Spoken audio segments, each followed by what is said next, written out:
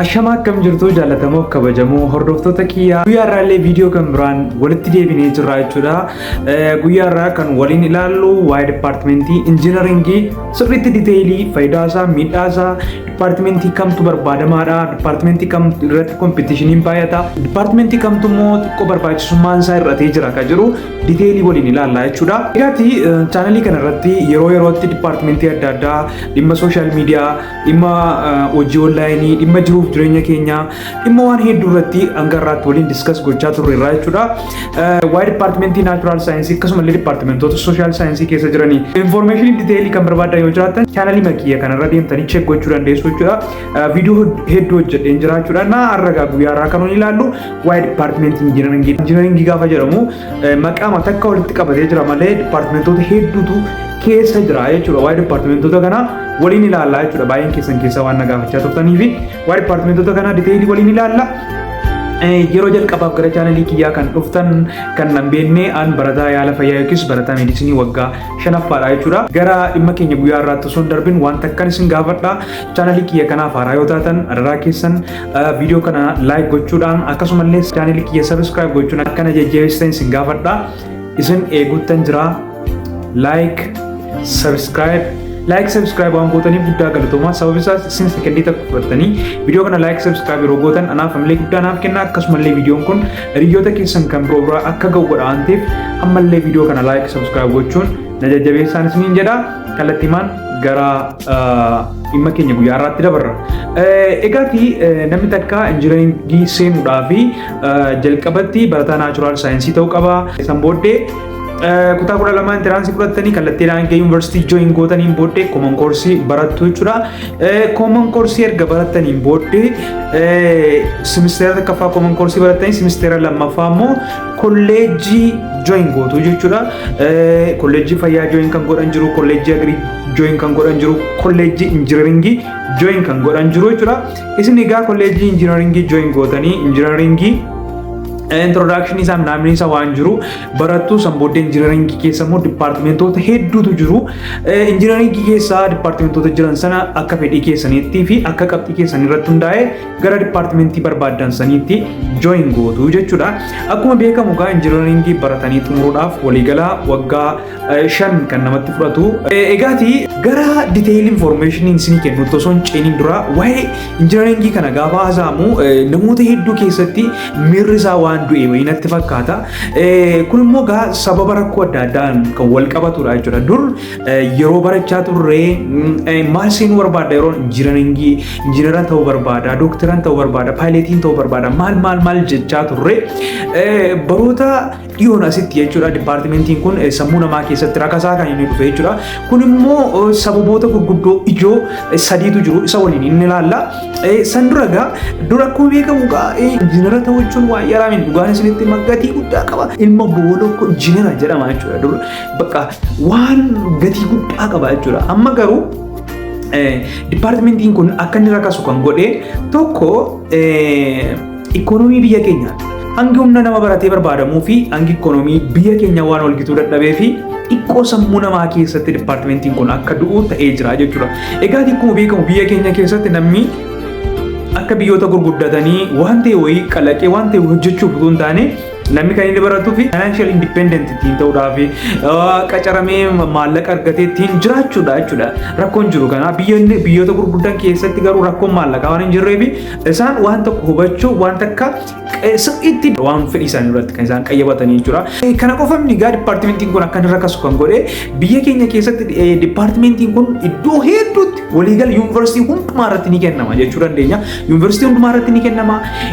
Dipaartimentii kana keessa dipaartimentii kolleejjii injiinaringii keessa jechuudha. Dipaartimentoota hedduutu jiru jechuudha. Rakkoo inni guddaaf olaanaan akka dipaartimentiin kun rakasu kan godhe fedhii maleedha. Barattoonni hedduun jooyin kan godhan fedhii maleedha. Waan fedhii humnaan nyaata humna namaa hin ta'u jedhame Oromoon yeroo ammaa fedhii malee waan seenanii fi dipaartimentii kana irratti bu'aa qabeessan ta'anii jechuudha. Abbootii keenya yeroo ijoollee injiinaringii baratanii ba'an foggoran akkas jedhu barataan seenaa injiinaringii baratee ba'ee shintibeetiyyuu ni ijaaru jedhama. Kun akka ta'u kan godhe namni fedhii malee waan seenuuf hin baratu jechuudha. Fedhii keenya alatti yoo sitti kenname even nyaatiyyuu nama hin sifaa'u jechuudha. Kanaaf sirriitti itti yaadanii hin baratanii jechuudha rakkoon kun waan jiruuf. Kana qofa miti rakkoo sammuun ijoollee keessa wanti jiru ba'ees hojiin argadhu waan jiru ilaalcha akkasii waan jiruu fi tukuraatii itti kennanii hin baratanii jechuudha. Kanaaf jecha dipaartimentiin kun rakkasaa dhufee ikoonoomii biyya keenyaa irratti kan biyya wajjin wal qabatu rakkoo mul'isnaa wajjiniin kan wal qabatu dipaartimentii kanaanii humni nama baratee baay'ee waan ta'eef beeksisuun hojii yoo ba'e nama qabuu fi nama maallaqa qabutu seenaa jechuudha. Kun hundumtuu faaktaroonni kun walitti dabalamanii dipaartimentiin kun akka rakkasu godhee jira. Garuu dipaartimentiin kun jechuudha namoonni dipaartimentii kanaan baratanii eebbifamtanii hojii dhabdanii jirtanii dhugaan isinitti irraa jabinii yeroo isinii akka warqeetti barbaadamtan fuuldura keessan dura jira. Maaliif kan immoo jedhe beektu biyya keenya keessatti fakkeenyaaf siviilii namoonni baratan fakkeenyaaf reefu koliider limaatii jedhanii waan hojjetamaa jiru ganaa hin tuqamne jechuudha. Biyya keenya hangam akka inni bal'atu hin beektu. Biyya hangam bal'atu keessatti jechuudha rakkoon daandii maal akka fakkaatu hin beektu. Warri konistirakshinii irra jirtan immoo namni maallaqa yoo argatu namni yoo soorame kallattii maan waan godhu gaafa wallaalee jiru gamoo ijaaruutti deema. Gamoo ijaaruudhaaf ni barbaadamtu. Warshaaleen adda addaa biyya keenya keessatti gara fuulduraatti biyyi keenya guddachaa gaafa deemsheen deemtu babal'achaa deemu gaafa kanaan ni barbaadama. Kana qofaan immoo mini dipaartimentii kanarraa haala yeroo wajjin kan wal qabatu ijoolleen irraa shiifti gochaa jiru.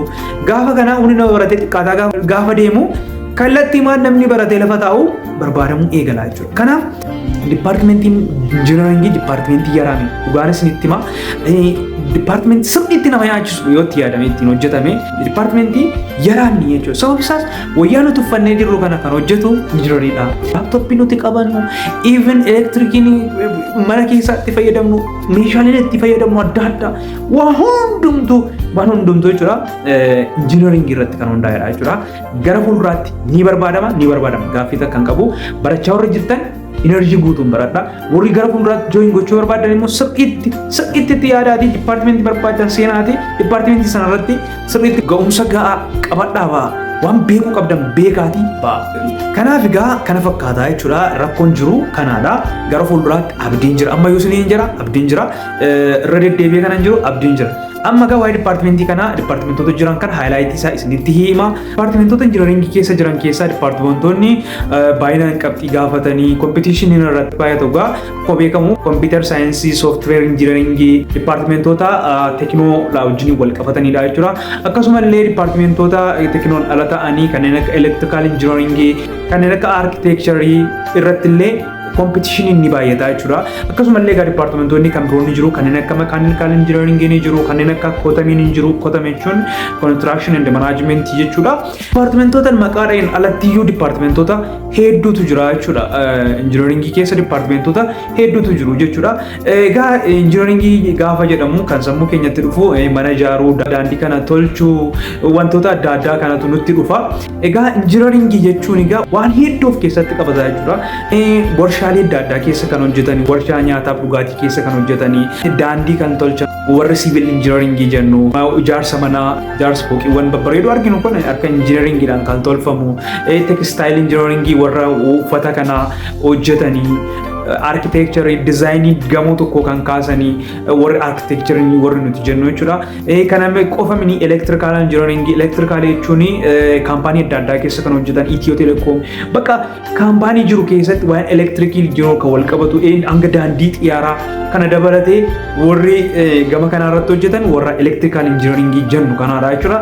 Mechanical engineering warri jedhamu waan mechanics wajjin wal qabatu fakkeenyaaf gaaraajii fakkeenya isin fudhachuu danda'a waan mekaaniksii wajjin kan wal qabaturra warra hojjetan isaanii jechuudha.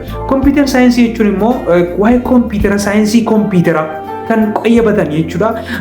Haardweerii sooftiweerii isaa wajjin walitti dabalatee kan iddoo tokkotti qayyabatan warri kun kompiitar saayinsii warra qayyabatanidha yookiis immoo kompiitar saayinsii dipaartimentii sanidha jechuudha. Sooftiweerii injiinaringii jechuun immoo sooftiweerii amma fakkeenyaaf bilbilli keenya sooftiweerii qaba, laaptooppiin keenya sooftiweerii qaba.